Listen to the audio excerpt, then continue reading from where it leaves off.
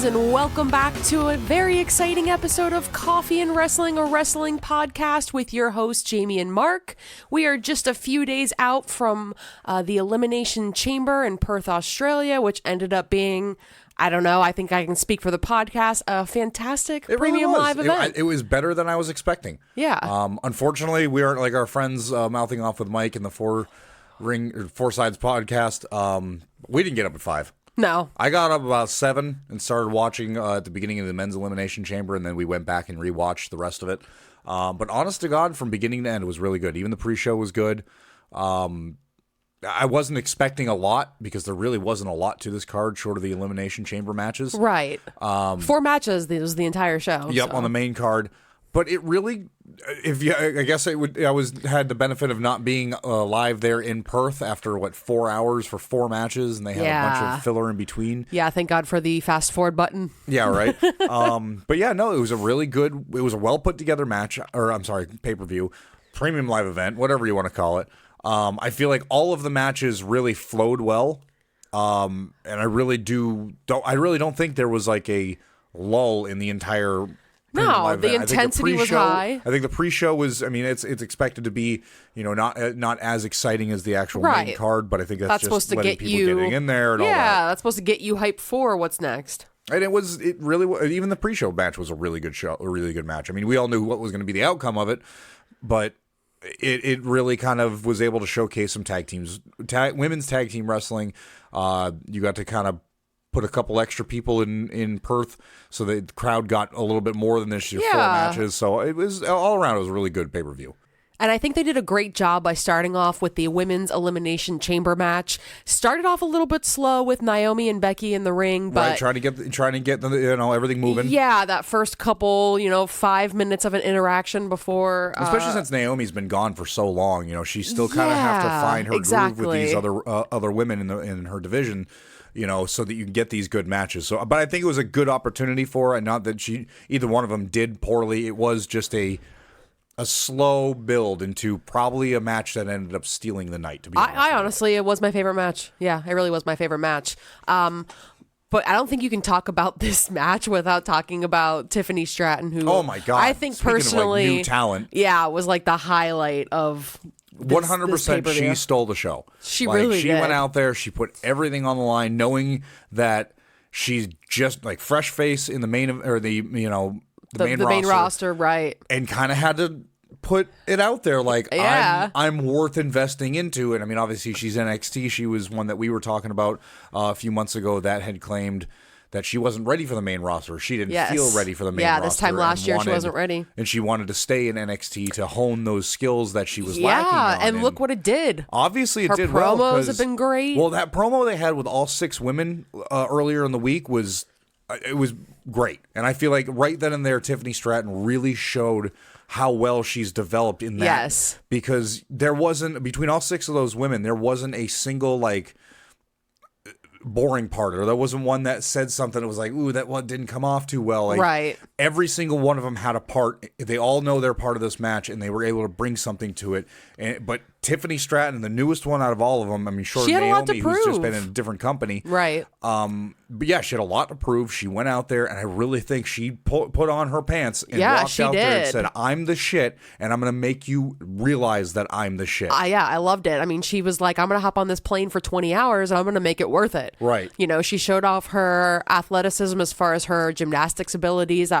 Obviously we're not big into NXT. Haven't seen anything of her personally other than just the clips and a little bit of highlights. She's a fantastic wrestler. Everything I've seen has been impressive. It's been very impressive for sure. So to see her on this grand of a stage with the talent that she was with, she really did shine. And you made a really cool point when we were watching it. When she gets to the point where she's able to actually go head to head with Rhea Ripley, it's going to be absolutely insanely good. I think that has to happen. You've got your mommy, your dark and broody, spoopy eyeliner girl with the black hair and the black leather and the tattoos, the fishnets, the piercings and the rings and the snarl and this is my, just this whole this is my brutality. And then you have it's Tiffy time. She had the little Barbie logo with her face on her little neck thing. Yeah, her choker. Her entire outfit was reminiscence of the 80s I like neo wave Yeah. girl, kind of neo For sure. pink and shit. I really love it. And I think these two, like, they're such opposite, attires. They're such opposite absolutely looks. I think these two would just look so good, like, going against each other in like an actual like one-on-one that has some meaning, maybe with the title, maybe without the title. I think so too. I think it's a really cool dynamic, and I think you could really push something with these two. I think so too. And what's funny is you look at somebody like Tiffany and you're like, maybe she wouldn't have the intensity because she is that pretty bubblegum, pretty and dolled pink, up. Yeah. And then she comes out and you're like, holy shit. She did what did she do? Like a swanton off the top? She did a swanton, I believe, onto Becky Lynch and crew. And crew. And it was, she exhibited athleticism. She really did. That not many women coming into WWE, like fresh faces into the main roster, bring to the table. You wouldn't know that she just a couple weeks ago was just coming onto the roster. I mean, they even said it was like 30 days ago, she was making 400 people cheer in NXT, and now she's in Perth, Australia, popping 52,000 people. And she eliminated Naomi. Yeah. And let me tell you what, when Tiffany got eliminated, there was bullshit. This is bullshit chants. People were not happy. And I love that. I love that they have had the opportunity to push an individual like Tiffany Stratton that is an NXT, like, build them up and make them into what they want. And they really have done a great job with her. I can't wait to see what else we get from this. Just the interaction with the other 5 women. You could build so much with this. Yeah, and while we're giving flowers to everybody, got to take a moment to speak on Bianca's behalf. She is just an absolute powerhouse. Came out with the Princess Leia vibes and just tore the house down. And that's the great thing. Slave Leia. Yeah, I think that's like the really good thing about what I loved about this match was like, clearly at the end, spoiler alert, Becky Lynch wins, obviously. Gasp. Yeah. And I figured as much coming into this match that's where it was going to go. Well, I mean, that's what you and I have been talking about. Yeah. That Rhea and Becky should have that WrestleMania moment. And they did. And it came down to Liv Morgan and Becky, which I thought was appropriate for storyline wise, who it could potentially come down to in the WrestleMania match. So it made sense. Liv Morgan being a former tag team partner, as well as Rhea Ripley was the one that ended up injuring her when she was gone for those 9 months that she just returned from. So it makes sense. You got Liv Morgan, the person that has history with Rhea that really wants to kind of get back at her, and then you've got Becky Lynch, who had that amazing promo a couple weeks ago talking about, I think you're better than me, and I need to prove that you're not. Yeah, and for me, it had to come down. It had to be that WrestleMania moment. It had to be Becky and Rhea for me, and I was okay with that promo. I was like, no, this has to happen. This is the Mania match right here. That's a WrestleMania moment, so I'm really excited about that. But again,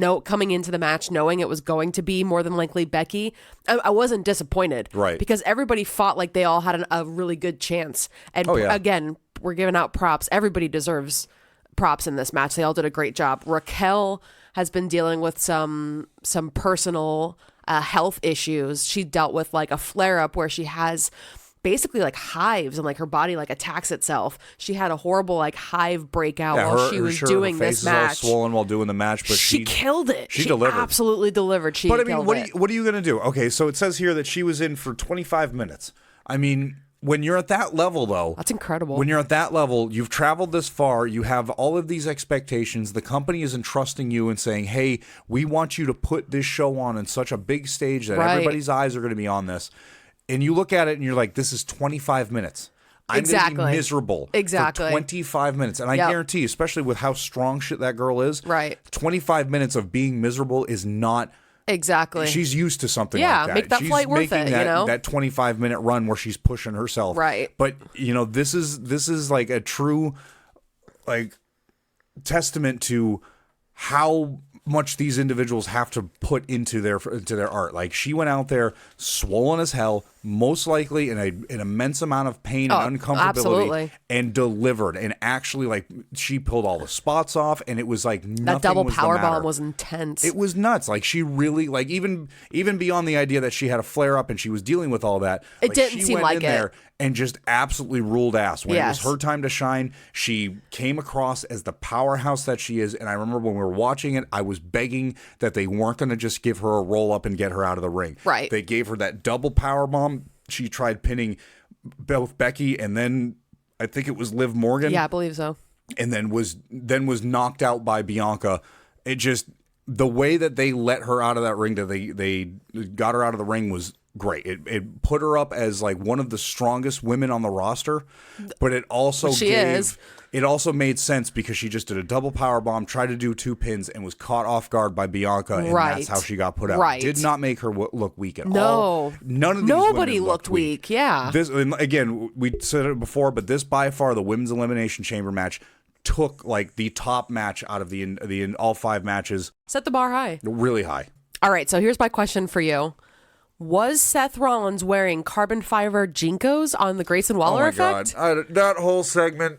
Oh, God. That whole segment, we could have done that with a promo on Raw. Yeah, again. It was just 20-hour flight to have 2 of them talk to Grayson Waller, who, props to him, got an absolutely huge pop. He's from his home country. From Australia. Yeah, makes sense. From Australia? What? I mean, I get it. Like, Grayson Waller's from Australia. I'm so glad that he got his little cheap pop, and he went in. I would have so much rather seen him in a meaningless tag team match in the pre-show than this stupid ass Seth Rollins, Cody Rhodes. If you go back, 80% of the entire segment was their intros coming into the ring, and then it was like 5 or 6 minutes of them yapping about the stupidest shit. Austin Theory pulling off the worst Rock impression I've ever seen in my entire life. And then you had basically just Cody going, I challenge Rock wherever, whenever. And One-on-one. The music hits, and that's the segment. I just have to ask. I don't know if this is an obvious question that we all thought when he said that. Those were carbon fiber Jinkos, to go back to your original question. Carbon fiber Jinkos, man, throwback. If you couldn't fit your rollerblades in your pockets as a kid, you were losing because we had Jinkos. I wasn't a fruit booter. Good God. But I digress. Nevertheless, Cody called out The Rock at Elimination Chamber for a one-on-one match. Why didn't they just have that one-on-one match at the Elimination Chamber? Because I don't think The Rock wanted to fly all the way to Australia. I mean, Austin Theory went there just to get... he sold it very well, but just to get... what do you get? Curb stomp by Seth Rollins. Right. I mean, okay, you have Cody Rhodes fights The Rock. Uh-huh. Are you going to have Cody Rhodes lose? Or are you going to have Cody Rhodes win? You'd have to have Cody Rhodes win. So The Rock is going to fly all the way to Perth, Australia. Just to get his jabroni ass. To get his jabroni ass. Let's hope all across Peacock. It feels lame. The whole segment felt lame. You know, like, what are they going to do? They're either going to have it on, like, a random SmackDown or Raw, or they're going to have it night one, which seems really weird. Which is contradictory to the tag match that they're kind of pseudo pushing between Seth Rollins, Cody Rhodes, and the newly formed Bloodline tag team of Rock and Roman. Every time Cody says he wants something to do with The Rock, Seth has to just be like, well, I'll help you. I mean, at one point does Triple H just step in and be like, who the fuck runs this company? For real. You two idiots. But why does Seth keep volunteering himself? Well, if you're going to go up against them, I'm on your side. Like, calm down, buddy. Because Seth is going to double cross Cody, just like a redacted former UFC champion, and he's going to join the Bloodline. Okay. It's going to be Seth Anoy. That's going to be his new name, Seth F. and Anoy. Just throw a some type of link on the family tree that connects Seth. And no, you don't have to have links. Did you not see the family tree? There's just like 3 families that are just not connected. A couple leaves that fell off the tree. Like, I couldn't read it, but it says like friend of the family or something like that. Yeah. I'm sorry, that doesn't make any sense. Jade Cott's a friend of the family, but I don't think if you put up my family tree, he's like the neighboring tree. He grew up in the same town that I grew up in, but I mean, he's in the same grove as my family tree, but we ain't like shaking roots underground. I don't know what's going on with that bloodline. That bloodline family tree was big. It really was. It was big, and there was missing like a good handful of people. Well, and a lot of the kids are just added. Well, you don't want to put the kids' names out there. You got a 7-year-old little girl, and she's up on WWE.com as damn well Twitter's going to tear that thing apart. Like, look at 7-year-old, what a loser, can't even win a match or some stupid shit. That's true. Look what they did to The Rock's other daughter. Oh yeah, they made her delete her Twitter because they were just absolutely so awful. Stupid. Yo, IWC, calm the fuck down. I know. Like, why is everybody got to be like, your dad's such a dick, you're a bitch, you should die? Like, what is this? I know. What world do we live in nowadays? You can't even have like, heat on motherfuckers without them attacking your family. This is Maui. Like, calm down. I know, right? Maui, he gave you everything. Chill out. But this whole segment, like I said, you could have done it. I mean, I get why they did it. They wanted to put butts in seats, so they're going to promote a Grayson Waller effect with Seth Rollins and Cody Rhodes. They're going to have some like antics. Filler. It really just felt like filler and something so it could lead towards something. Are we gonna something to lead to something? Well, I mean, are we really going to see, like you were talking about, are we really going to see The Rock and Cody Rhodes go one-on-one and it's not on a random SmackDown? Or there's no other chance. It's either that or it's you take up night one, or you have The Rock do double duty on the same night and you have Cody do triple duty on WrestleMania weekend, which honestly would kind of go hand in hand with Cody Rhodes' work ethic. Sure. I'm going to show up to a Hell in a Cell match with a blown out pec. Right. I'm going to do this and fight Roman Reigns knowing damn well I'm probably not going to win because the Bloodline's a bunch of assholes. I don't know. I don't feel good about it. And I'm going to fight Roman Reigns in a tag match. I don't feel good about it, you know? I don't feel good about The Rock and Cody being like the main event of night one. That's just too much surrounding this one story when there's so much more to it. It feels like the participation trophy. If for real. If Rock and Roman or Cody and Roman is the consolation prize and the other one's, the first place prize, I feel like the Rock versus Cody is just the participation trophy we all get in Little League. 1,000%. 1,000%. If Jimmy versus Jay is not the main event of night one, we riot. So again, if that's the case, then why have this segment? I have absolutely no idea. Like I said, it just felt like a waste of time. Yeah, I felt like you could have had Cody Rhodes and Seth Rollins on there in this whole talk show segment. And like I said, I'm very skeptical about Cody and Rock. So unless that materializes within the next 4 weeks, it happens. I mean, you want to get me hyped on SmackDown?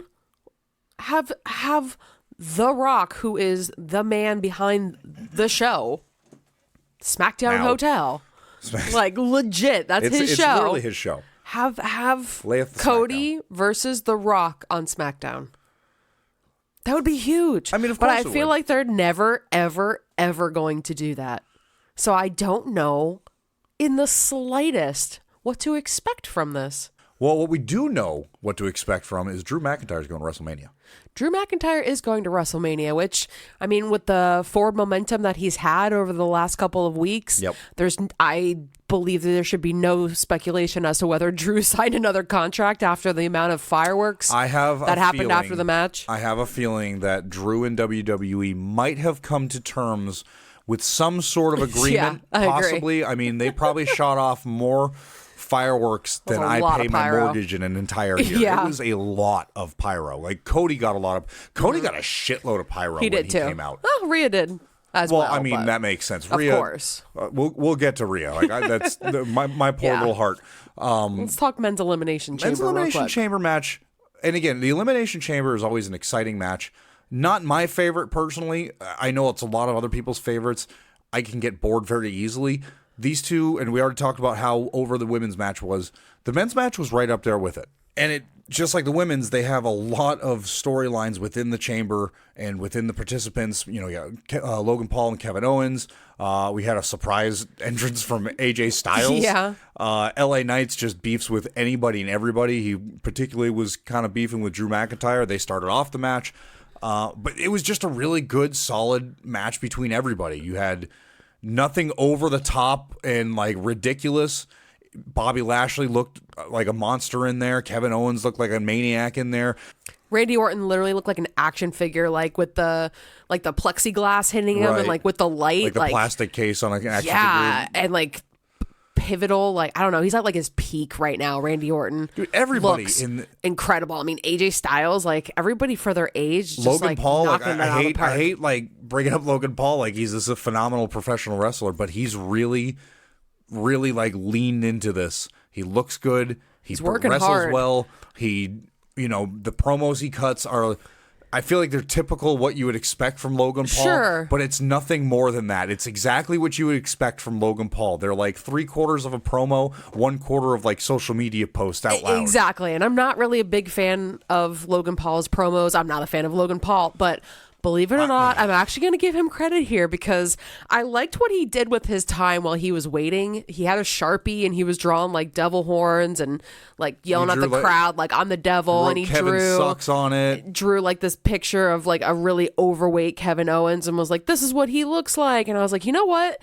He actually sat there and thought about like, how can I make this a social media moment while I'm waiting? He really knows how to make a crowd angry. I was actually pretty impressed by it because, Randy Orton standing there again, looking chiseled and just absolutely incredible. Bobby Lashley, Randy Orton looked like he didn't have a care in the world walking that thing. He's like, I'm going to do whatever I need to do. Look at Bobby Lashley. You think he's worried about anything? Like, look at Drew McIntyre. These guys are huge. I know. And Logan Paul took his time to like make people laugh.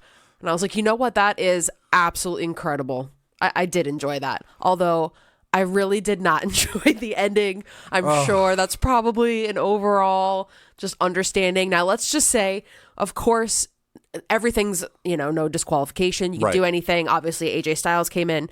That's perfectly fine. Even though there was like 5 refs. Styles found an opportunity when Bobby Lashley was having a hard time getting out of the ring. So many refs in there, but AJ still got there. But Logan Paul had the brass knucks.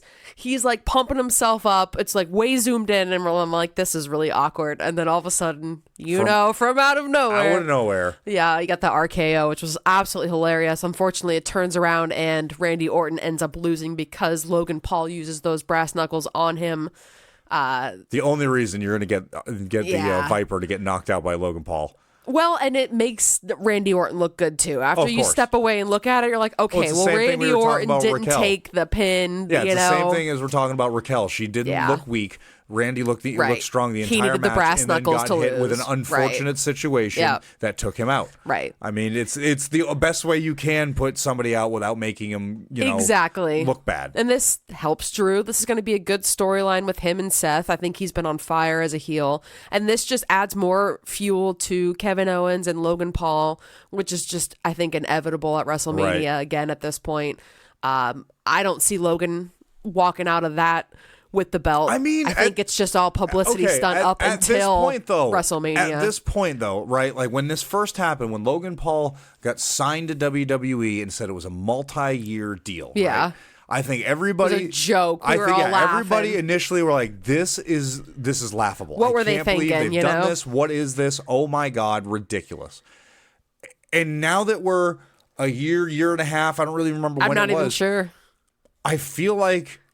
I'm not saying keep the belt on him, but there's a small part of me in my WWE fanboy of years and years of watching it.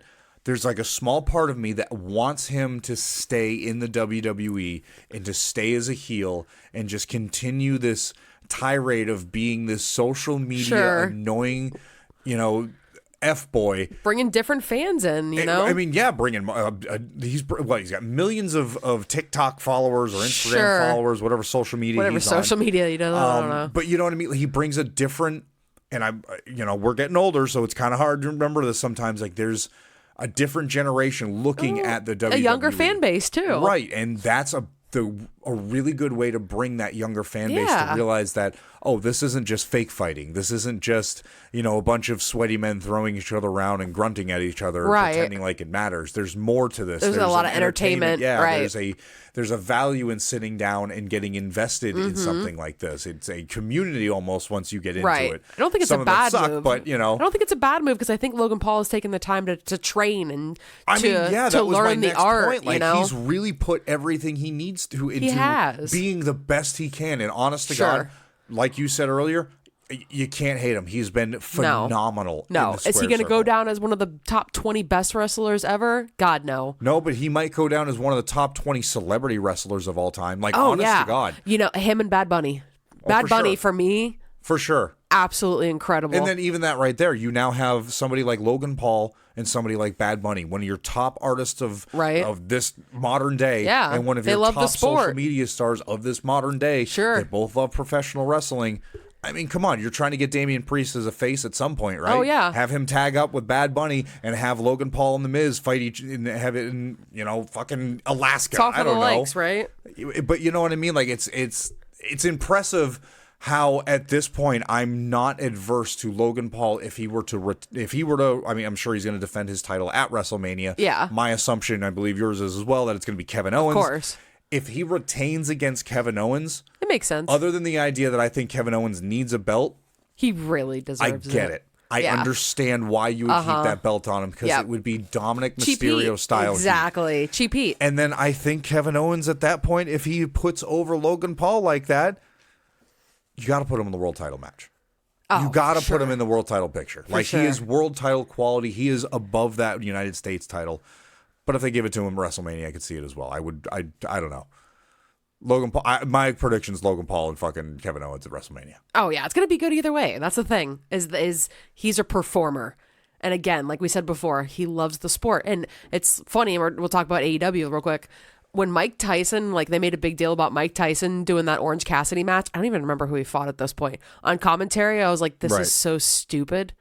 But believe it or not, I love that too, because he loves the sport. And I think that's the important thing about Mike this. Tyson loves professional wrestling. Who would have thought? He knew so much about Orange Cassidy too. He did. I was really wow, did. I was blown away. And I think that's the important thing here is when you take these celebrities that really love the sport, you can do something really cool with it. And as much as you and I hated Logan Paul, you just cannot deny that he has brought something very good to the table.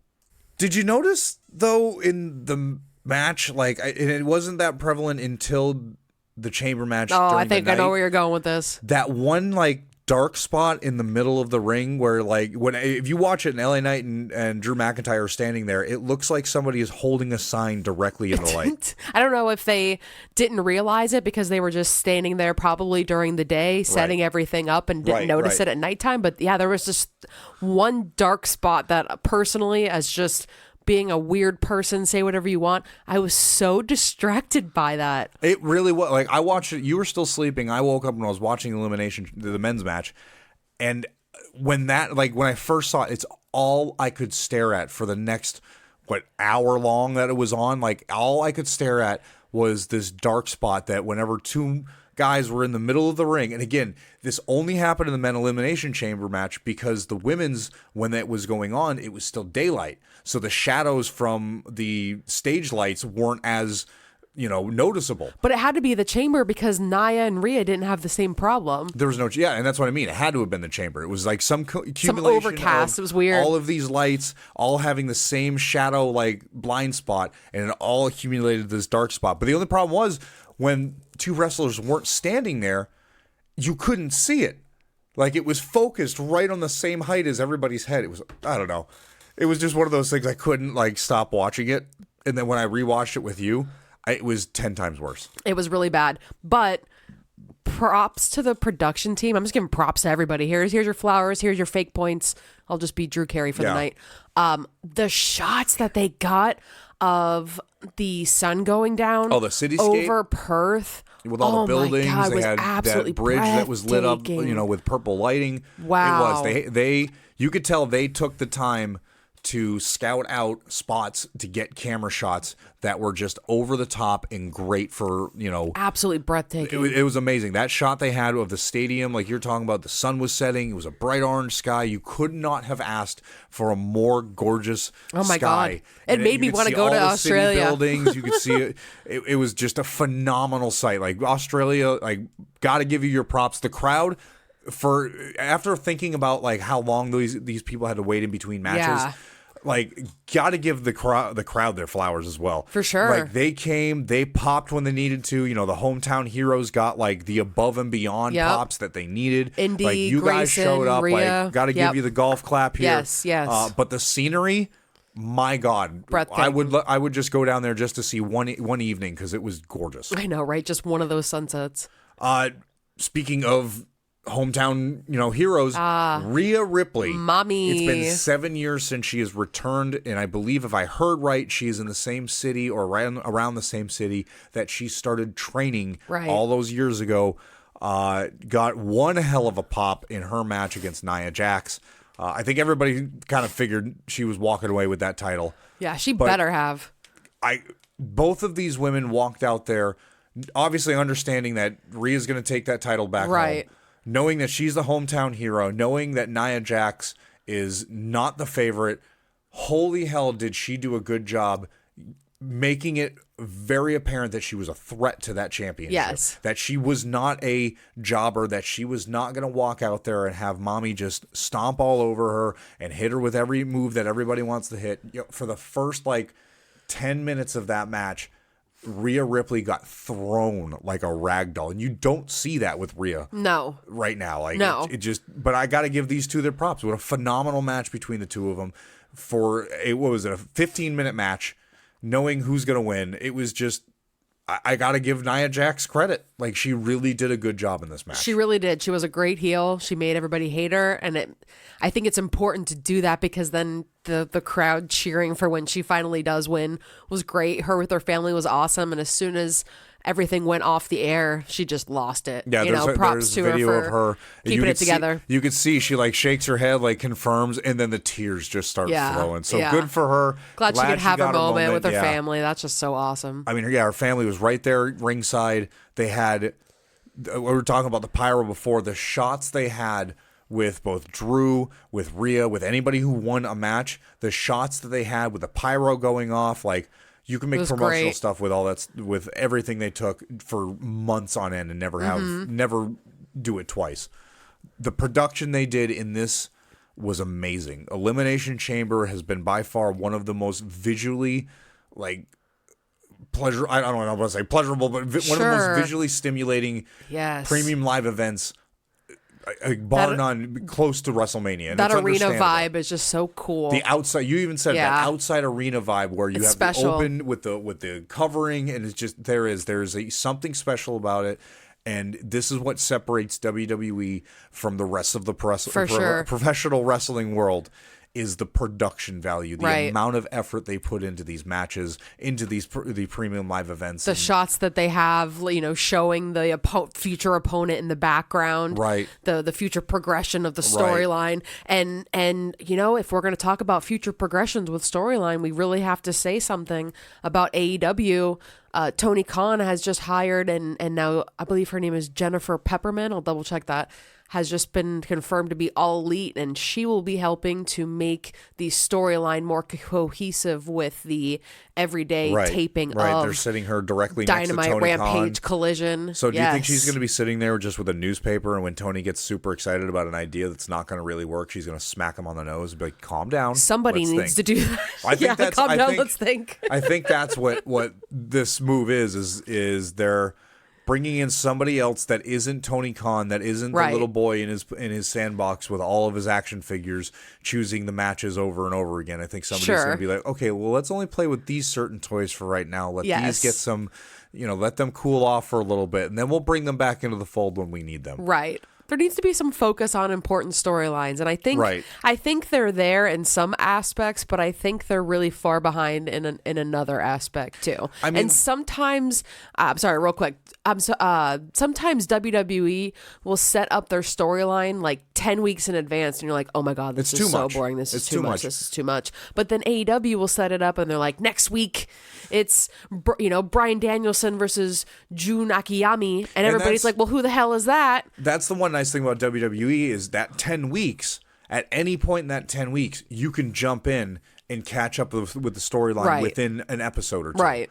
AEW requires you to watch it on a week-to-week basis. If you miss one episode of Dynamite, Rampage, or Collision, you might miss that cohesive piece that puts Sammy Guevara and Powerhouse Hobbs in a no DQ match. That's what happened this week to us. Because we forgot to watch Rampage, and then we watched Collision, and I was complaining about why is this happening, and it just one of those that's the two different types of professional wrestling. And we were just talking about the production value of WWE. It's the same idea as their storytelling. They look at it as we are trying to attract a casual fan that is walking by the storefront, and you see the TV playing an interesting thing, and within 15 seconds it'll hook you and make you want to walk into the store. AEW is that underground game store that has weird Dungeons and Dragons games that are playing Beyond 5th Edition that's a homebrew that is only heard of on the internet. You don't know anything about 3.5? Yeah, you know what I mean? You can't play with us then, It's two different monsters, and both of them are enjoyable if you keep up with one of them. And you and I kind of got into an argument this week about, AEW and WWE. As of lately, I have been leaning more towards WWE because now, granted, we're on the road to WrestleMania. We just came off of the Royal Rumble. We've got everything with the Bloodline, the Elimination Chamber. We got Mania, which is a 2-night thing. It's their biggest night, so they're putting everything they can into it. I've been leaning towards WWE more so than AEW lately. Sure. I've been just not really wanting to watch the weekly episodes of AEW because as of right now, I'm yearning for that storyline, for that. I want to watch the next week to see what this person says. And not that AEW doesn't have that, but WWE has an abundance of it. Sure. They have so much for me to pick from.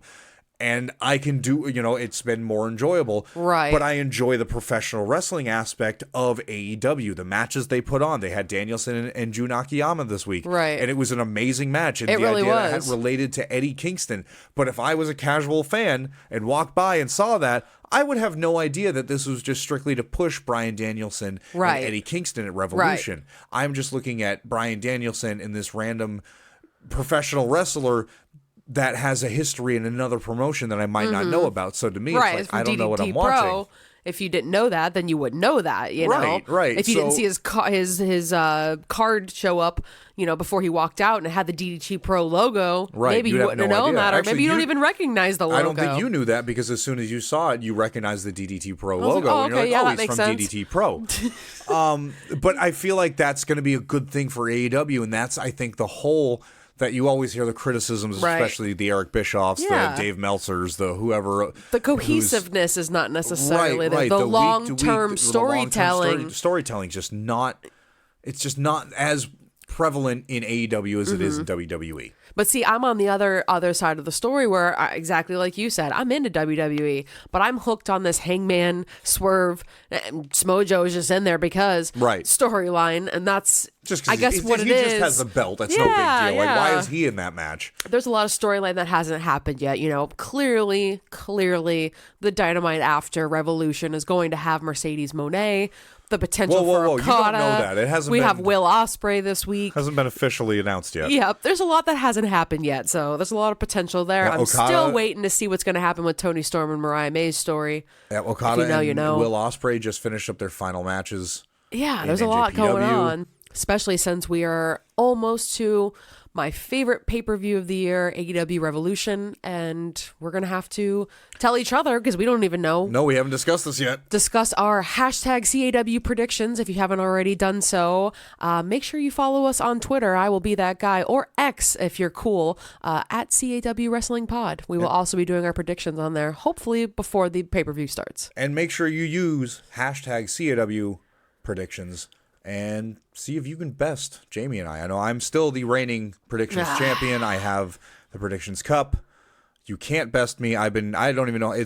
I have been champion for so long. I am the Roman Reigns of coffee and wrestling. I don't even want to drink out of that cup, which if you know and you listen to our podcast, we have a vintage WWF Dudley Boys coffee mug that we use as our championship belt. It's important. It's big. It's got a huge base. It's like a stein. The base is bigger than the coffee mug itself, which is nice. So when my clumsy ass runs into it, I don't tip it over.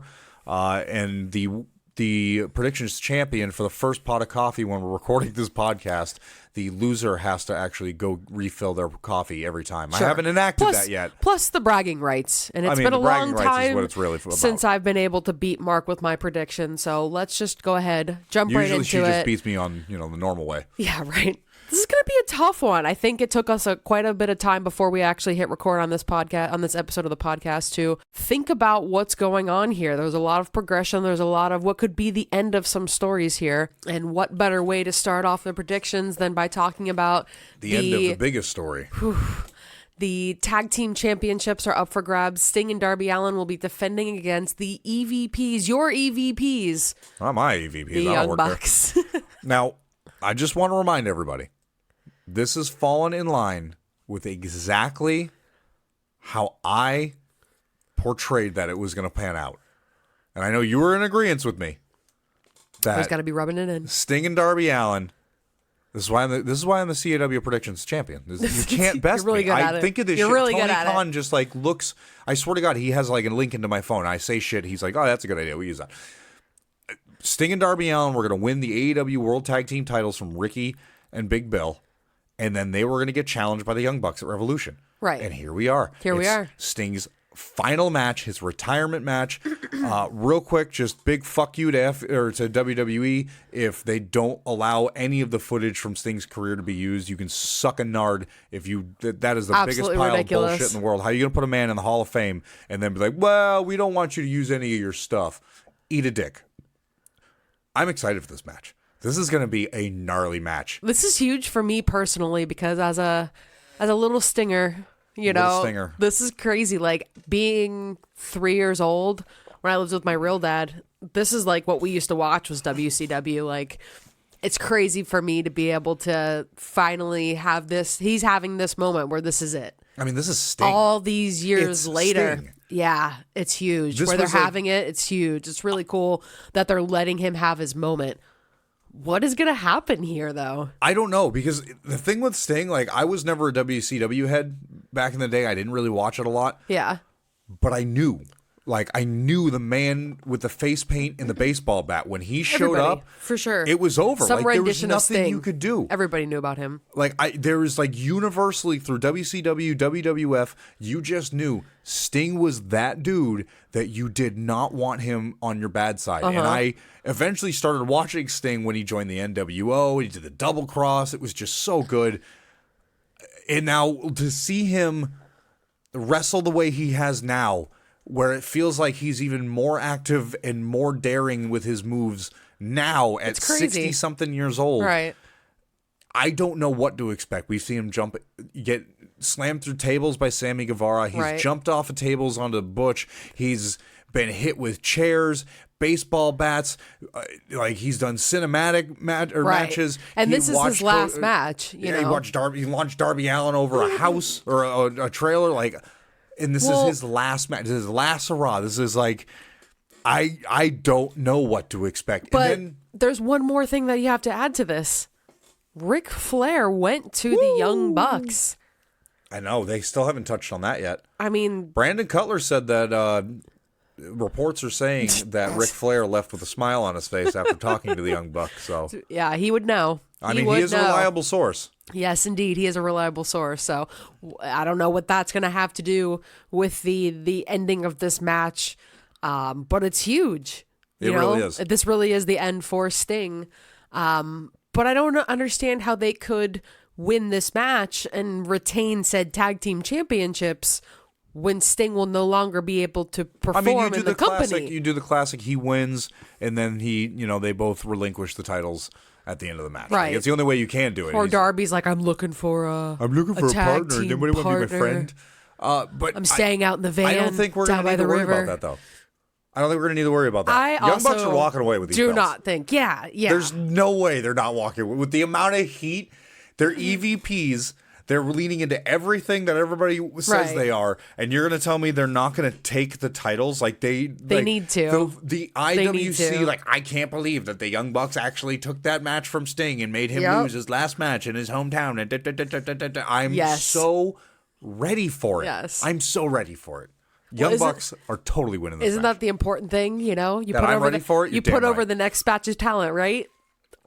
Yeah, the next batch of talent. It's going to be so good. The EVPs. It's going to be so good. The ride's going to be fun for sure, but I'm sure it's going to be a special moment. I don't even know. They could actually make that the main event justifiably. No way. No, not chance. over the three-way. If they didn't have this girl come in and take over the whole storyline thing, I'm sure Tony Khan would have done it, but she's probably going to have him on a very short leash. Back down. Up next, we have the AEW International Championship up for grabs. Orange Cassidy will be taking on one of my newer favorite professional wrestlers, Roderick Strong. I'm Roddy. Sure the Undisputed Kingdom will be there as well. I'm going to throw this one at you because this is the one match. Yeah, you struggled even with right this one. now I'm still having a hard time figuring out who I'm going to go with. The only reason I'm picking who I'm picking, I just don't see it going over really well with Roddy getting the belt right now. Okay. So I'm going with Orange.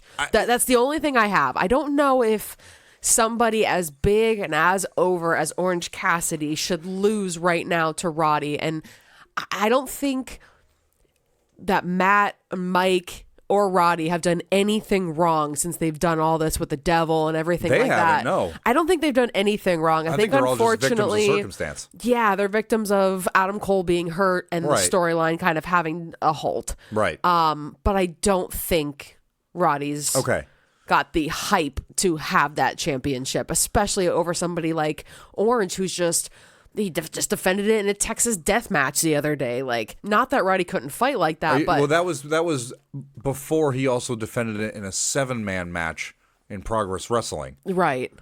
Unexpectedly. Yeah. This man is an absolute like an absolute powerhouse. He defends it all over the place and constantly. Like, we've talked about it. Yeah, we talked about it last year. He defended his title like 4 times more than Roman Reigns did in it was ridiculous. 6 to 8 months. He's still like killing it. He goes out there every night. He just injects himself into these matches. Right. Now, here's my issue. This is why have some reserves over this. Is just like how you said that you don't think it's going to go over too well if Roddy wins.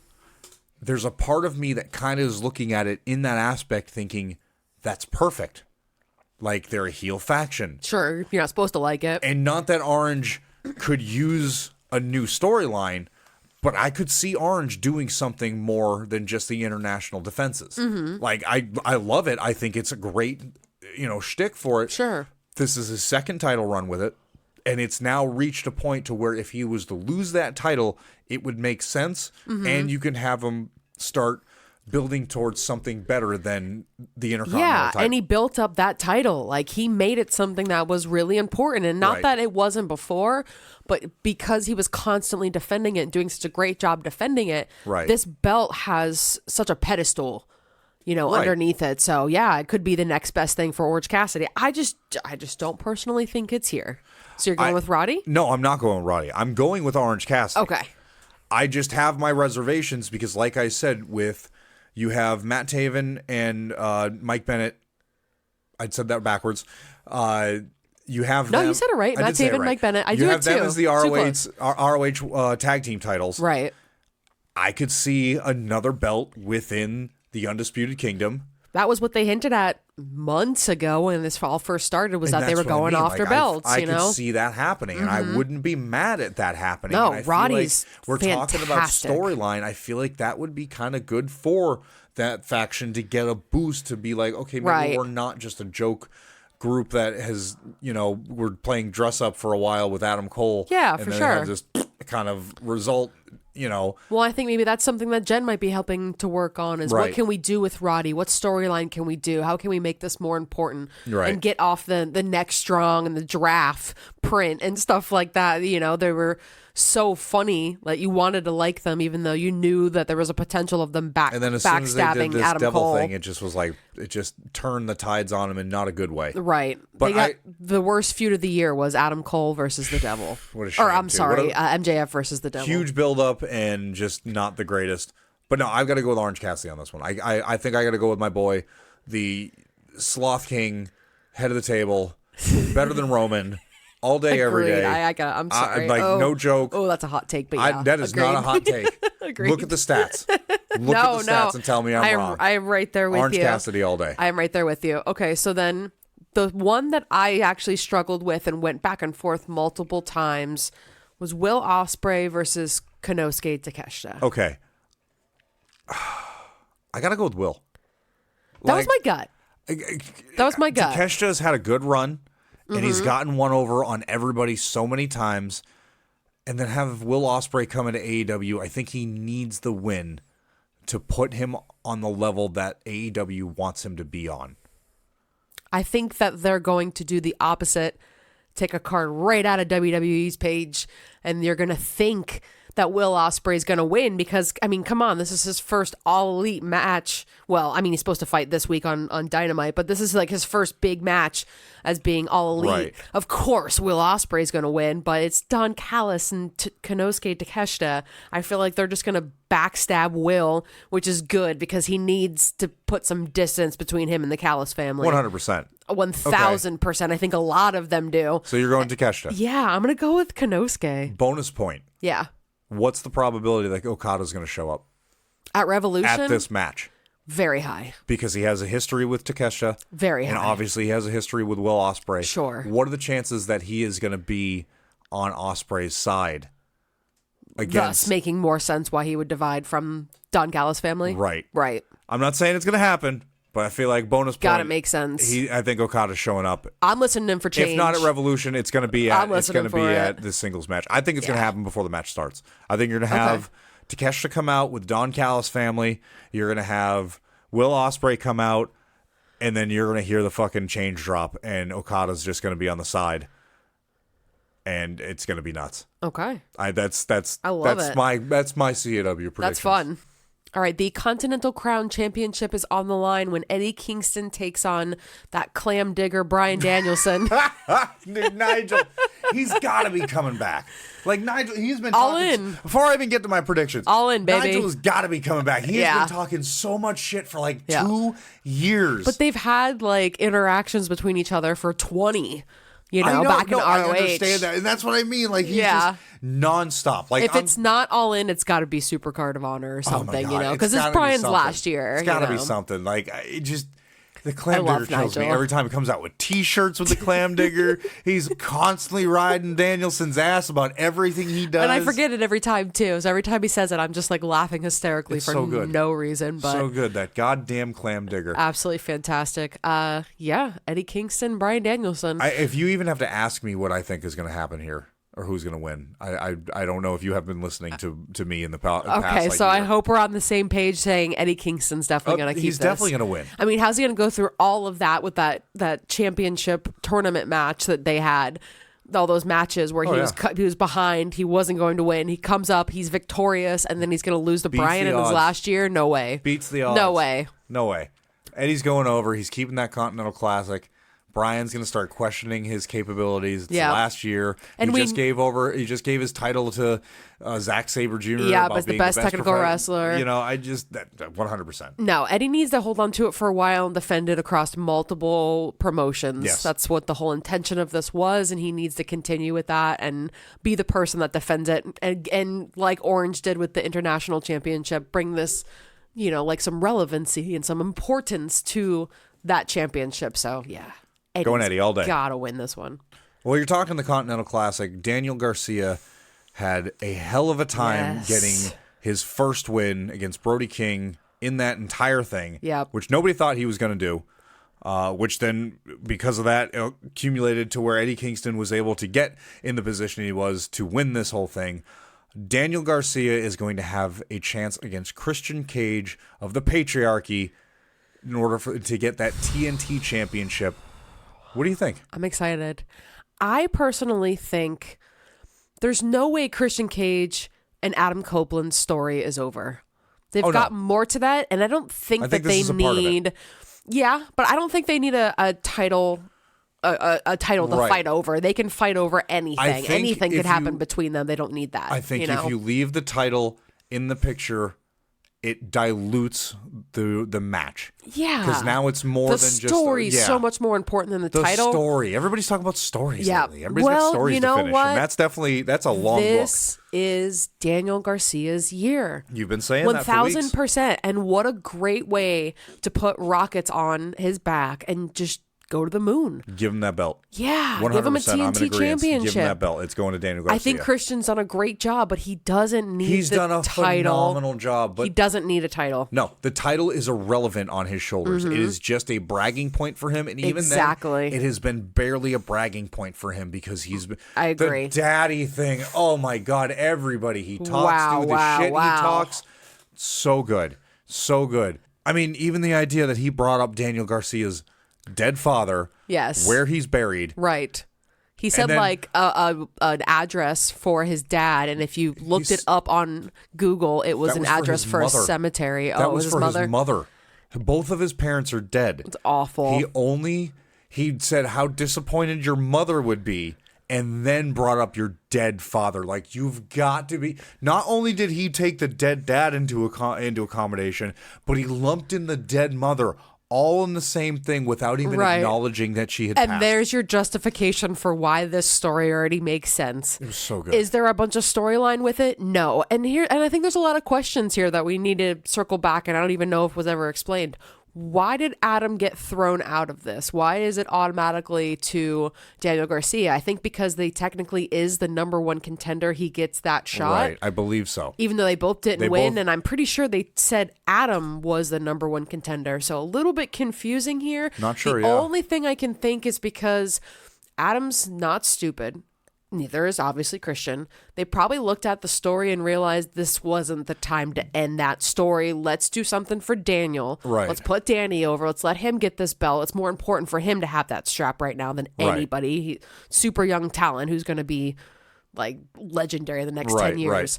And let Christian and Adam have their own story. Plus, Adam Copeland's had his shot at that title recently. Right. Whereas Daniel Garcia has not. Exactly. So maybe they don't, again, need that title to have that match. So we're both in agreement. Daniel Garcia is going to walk away with a TNT title. Yes, absolutely. I think so. But the match that has my interest a little peak, now, if you've listened to us for long enough, you know I'm a fan of big meaty men. Oh, slapping meat. They're really appealing to us on this one. I am married to my beautiful wife.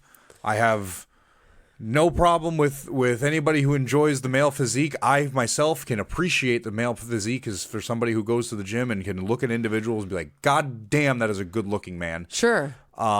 Meat madness. Meat madness. I don't know what that means. Meat madness. Now, on Cage Match, it only has Wardlow, Powerhouse Hobbs, and Lance Archer, which I don't know where Lance Archer came from, but I'm not mad at it. I like Lance Archer.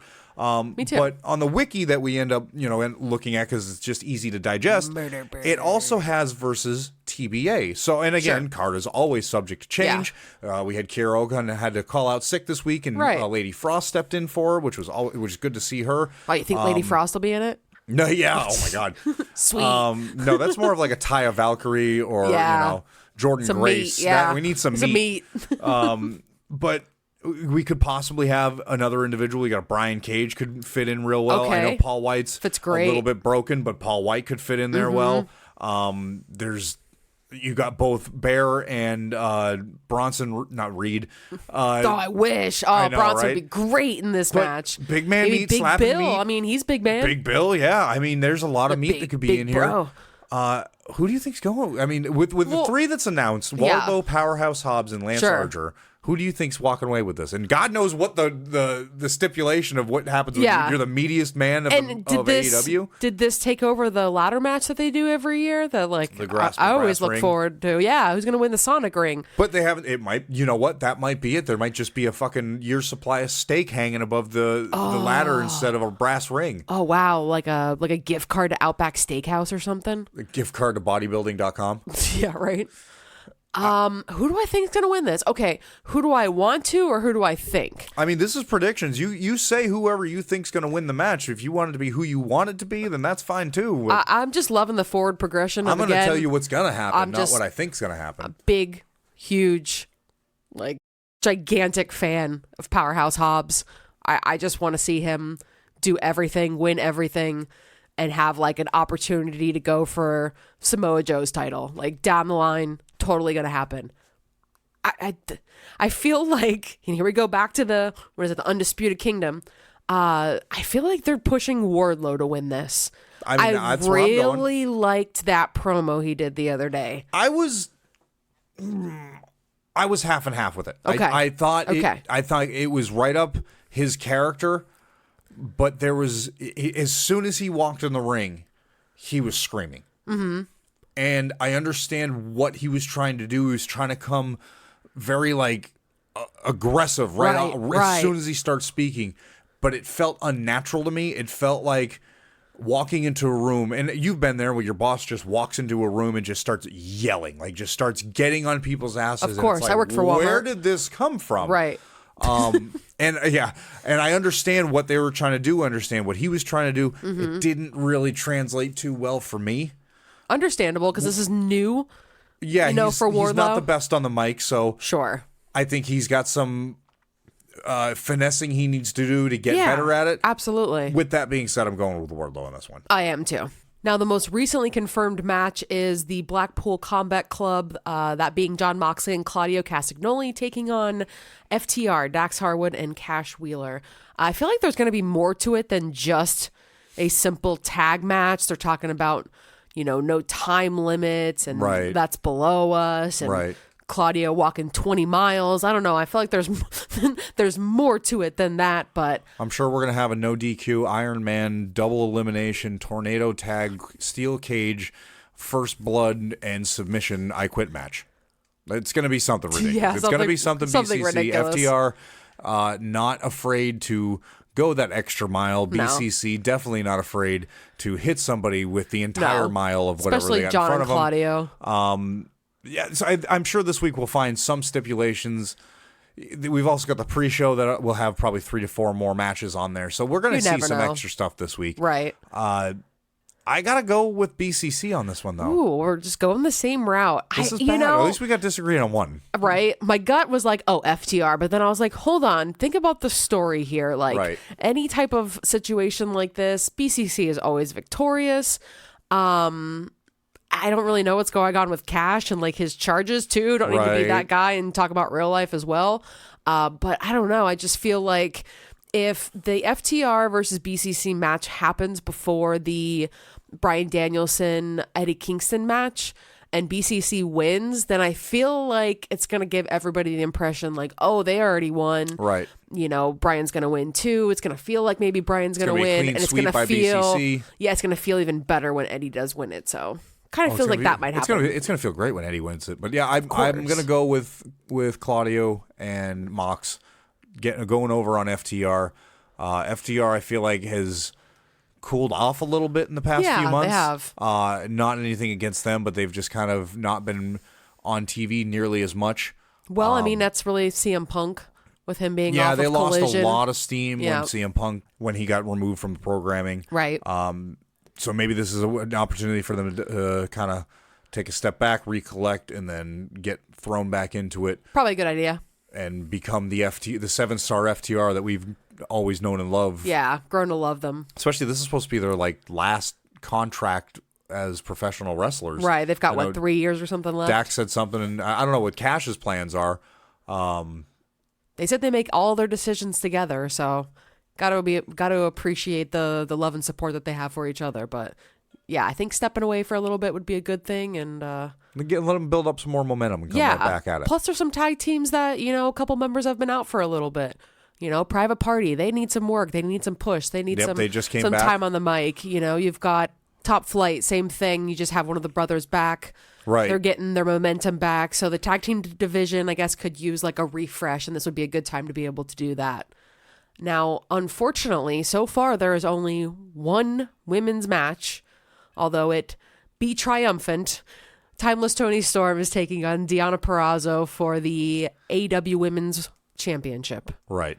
Toni Storm and Mariah May have been running this Timeless Toni Storm character for months now. I love it. It's one of my favorite things. Been participating in matches and really yearning for Toni Storm's input, or using her moves as finishers, trying to get her attention. I love it. And then you have Deonna Purrazzo, who has a history with Toni Storm. Right. She just came out of her TNA tenure. Probably a good time, maybe. And she's, they had that wet ink segment. I love that. And where Toni pseudo kind of altered her tattoo that she has matching with Deonna Purrazzo. So there's more than just AEW storyline because we want to have this match put together, and this kind of plays into that. What we were talking about, how you can't be a casual fan and understand the gravity of the storyline between Deonna Purrazzo and Toni Storm, right? Because they really had more than just a few matches with one another or just beef with each other. They were kind of ride or dies. Those matching tattoos aren't just for ha-has. No, they said they slept in dojos together, training in Japan. Right, so they have a lot of history. And they do. This is an opportunity that AEW could take and explain a little bit more of why these two are feuding immediately as soon as Deonna comes in. They showed some pictures when they were doing the wet ink segment, some old pictures of them. Very quickly, though. Not a lot of explanation as what they are. Got to lean into that a little bit more. Kind of reminds me of when they were setting up a feud between Toni Storm and Jamie Hayter. And I don't know if I'm just hopeful, but I feel like this might be her time to come back after whatever happens at the end of that match. Yeah, Jamie Hayter's going to say, hey, Toni, hey, bitch, you put me out for this long. I want my title back. I want it back because it's got to end up being Mercedes versus Jamie Hayter at All In this year. Oh, we didn't get it last year. So hopefully we'll get that this year, but hopefully we'll also get at least one more women's match. I was kind of hoping maybe like Sky Blue versus Chris Statlander, but that's slated for Collision this week. Yeah, Collision this week. So I don't know. You got Willow; she's in the mix as well, and they're trying. They're building up something with that. I don't know what. Yeah, and Stokely. And Stokely has. I don't know what they're really doing with it. I love me some Chris Statlander and Willow, and Sky Blue too. It's unfortunate Julia Hart got hurt. I'm sure she was going to have something to do with Revolution with the TBS Championship. So who knows? She might show up there, but it may not be in a match capacity. Yep. But hopefully we'll see some more women's matches put on. It's been very critical lately of women's wrestling, and AEW has been one of the ones that have been really under fire for it. Yeah. And with WWE do better on this one, Tony. Putting on a premium live event with 3 out of the 5 matches being women's matches. Were the women shown on that pay-per-view just a couple days ago in Elimination Chamber? Yeah. Oh, yeah. Tony needs to step up his game and throw up a really good women's match, because it's not like they don't have the talent here. Well, this is going to be one hell of a women's match, I can tell you that much. For sure. What's your pick for this match? I feel like it's just one of those things. It's not even based on this storyline in any capacity. The only thing that makes sense to me is that Toni retains. I don't think her story's over yet. I still think she has a lot to tell with her gimmick, with the whole timeless gimmick. But I don't really think it's a good look to have somebody come in and be a star like Deonna Purrazzo and win the first time she faces her. Okay. I don't really think that's a good idea, but I'm really, really, really worried it's going to be like a Taya Valkyrie when she faced Jade, and you just couldn't do anything with her after. And I love Taya Valkyrie. Oh, yeah. It's not that you can't do anything, but the story just was weird because you just sunk her. Underneath her, and you just sunk her. It feels like she falls flat, and there's nothing you can do about it. So there's got to be a way that like Toni wins, but Deonna still looks really good at the end. And there's ways of storytelling. There's ways to do it. There's 100 different ways. I gotta go with Toni Storm. I gotta go with Toni Storm. I agree with you. I don't think we're done with timeless Toni Storm, and I think once we are, I'm not done. We are gonna see a broken Toni Storm, because that was like the big thing with her character was, who am I? Like, what am I doing? Like, I'm not who I was before. Right. I need to be different. I need to change things. Right. And she changed into timeless Toni Storm, and I think, much like how we have a broken Matt Hardy lurking out somewhere, I think we have a broken Toni Storm coming on the horizon when Jamie Hayter comes back, when Mercedes Moné debuts, when whatever happens. Like, I think for right now, Toni Storm's holding that belt. All right, so that brings us down to the 3-way match for the AEW World Championship between the current champion, Samoa Joe, Hangman Adam Page, and Swerve Strickland. Now, they played a little bit into an angle, and we still don't know. What do we know? We're just people that go on Twitter and do the same things that you guys all do. But what are you talking about? Everything I spout is fact. Okay. I have never been wrong about anything. If you watched Dynamite and saw anything about Hangman Adam Page, it looked like he could have potentially hurt his ankle. I heard it exploded. It shattered. His tricep is torn off the bone. Wait, no, I'm looking at the report of CM Punk. Never mind. Wrong person. That he could have been potentially hurt. Some people are saying it's just part of the angle. Maybe he's going to potentially take the pin, and that's why. The 3 of them are going for the AEW World Championship, and it's been interesting because Samoa Joe hasn't really defended it. Just that one time against Hook. I mean, but it's kind of funny because it's almost been, that match was almost better for Hook than it has been for Samoa Joe, because it really elevated Hook's career, even though it hasn't really done anything. It didn't do much for Joe. I mean, now that Joe needs the push over Hook, But it did. It felt like that entire match was strictly to establish Hook as a potential threat of that championship. Yeah, absolutely so. Or so, that caliber, at least. Yeah. So do they continue with Samoa Joe having this title, or do you think Swerve or Hangman has a chance at possibly winning this? Now, I mean, obviously Hangman has had this championship before. Right. So, well, with the news and the angle that they kind of threw with Hangman and his ankle, there's rumors obviously going around saying that he might be dealing with a family issue that might make him not available for that match. Which, if there is, all right. I really, we all hope that it works out for him. If you're missing a title match at the, your company's biggest pay-per-view, I mean, that's got to be pretty severe family issue. Yeah, so hopefully absolutely. everything Family goes well first. with him. But regardless, even if that wasn't a thing, even if they didn't run that angle, I don't think Joe's going to continue on with this title. I think he won that title. I think I think it's been great, the short run that it is, but I think it's time to give Swerve that title. it feels transitional, like it really did. Just the run that Samoa Joe has had. He hasn't. I don't done like a lot using with that it. word on this one. Yeah, I understand what you're bad. saying. It's definitely a person that was able to take it off of MJF. That it made sense. That could then bring it to another person. And I know that's literally the definition. Exactly what I said. No, I understand that. But what I'm saying is I don't like calling it a transitional championship it's not a bad because I feel like Joe isn't a transitional champion. Yeah. I think he's just the vessel in order to do it. But I feel like this was a way to give Joe another world title, even if it may be shorter than most, but to really put him out there and be like, yo, Joe's just as badass as he's always been, whether he's in WWE, TNA, or AEW. Doesn't matter. But I think that much like a transitional champion, it's easily taken off of his shoulders and put onto Swerve's shoulders, and I think that's where it's going to go. I still do think that Hangman deserves another run. I don't think For sure. that I even understood the potential that Hangman had with that belt, where you say, things didn't necessarily work for you. That didn't necessarily 100% settle in with me, was Hangman being that champ. Maybe heel Hangman would be a better champ. I don't know. I think there's something. Hangman? Yeah, I still think there's something there, but man, that is put us at the exact same predictions. I also think it's just a great time to put this belt on Swerve. I mean, he's deserved it for so long. Oh, yeah. And the people have demanded it for so long, and I think it would be silly not to put it on. Yeah, for sure. Me being one of those people that's been demanding it this entire time. I mean, you were so disappointed when that match happened. And Swerve didn't win. Yeah, because he is the perfect person to put the championship belt on. Right. He can wrestle above and beyond phenomenally well. Right. He's just one of the best when it comes to microphone skills. Oh, without a doubt. When he walks out, thanks to Prince Nana, his entrance is so over. People know his theme song. People know the words. I know the words because I'm always tweeting about it, and I think that is the right person to put this belt on, that you can look at AEW and say, this is the person that's the top dog in AEW, and feel good about it being Swerve. Right. Your 100%. WWE reject that came over to AEW and they gave him a place to shine. I mean, look, Samoa Joe. Right.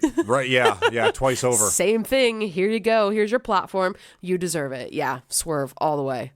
All right, well, I think that's going to do it for our AEW Revolution predictions, and I think that's going to do it for this episode of Coffee and Wrestling, a wrestling podcast. If you haven't already followed us on all social media platforms, we are at CAW Wrestling Pod.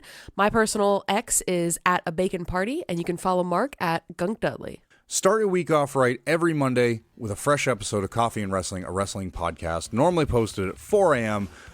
Next week, it's going to be a little bit different. With Revolution being late Sunday night, we're going to watch that, and then Monday afternoon we will finish the recording and put it out.